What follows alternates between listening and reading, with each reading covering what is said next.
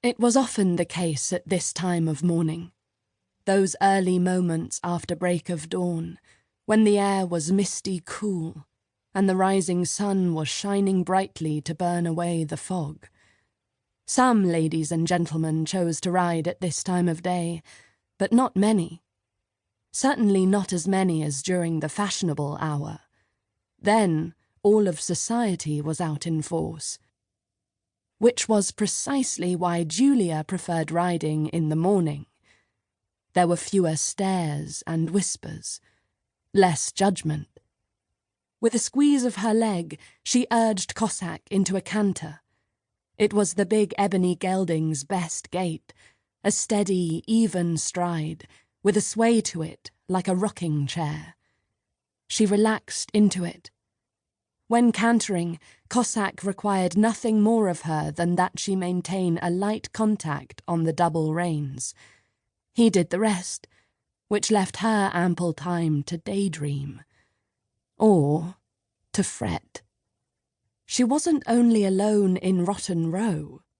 She was alone in London. Her 3 best friends were all out of town, with 2 of them not set to return until Sunday. That left 4 days for her to get through on her own. 4 excruciating days, and on every one of them an equally excruciating society event. Julia considered taking to her bed. She'd done it before to get out of attending a ball or a dinner, but she'd never done it for more than 2 days at a time.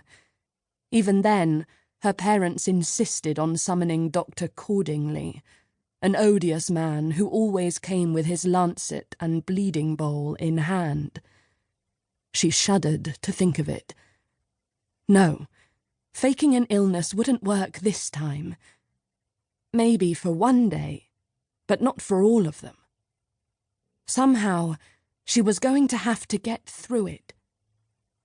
Cossack tossed his head at something in the distance. Julia's gloved hands tightened reflexively on the reins. She squinted down the length of the row at the rider coming toward them. "Easy," she murmured to Cossack. "It's just another horse." An enormous horse, bigger and blacker than Cossack himself. But it wasn't the horse that made Julia tense in her side saddle. It was the gentleman astride him, a stern-faced, battle-scarred ex-military man. Captain Blunt, the hero of the Crimea. Her mouth went dry as he approached. She was half tempted to bolt, but there was no escaping him. She brought Cossack down to a trot, and then to a walk. She'd met the captain once before. It had been at Lady Arundel's spring ball. Viscount Ridgway, a mutual acquaintance of theirs, had introduced him to Julia as a worthy partner. In other circumstances, the interaction might have been the veriest commonplace, a few polite words exchanged, and a turn about the polished wood dance floor. Instead, Julia had gawped at Captain Blunt like a stricken nitwit. Her breath had stopped, and her pulse had roared in her ears. Afraid she might faint, she'd fled the ballroom before the introduction had been completed, leaving Captain Blunt standing there, his granite-hewn features frozen in a mask of displeasure. It had been one of the most mortifying experiences of Julia's life. And that was saying something. For a lady prone to panicking in company, mortifications were a daily occurrence. At the advanced age of 22, she'd nearly grown accustomed to them.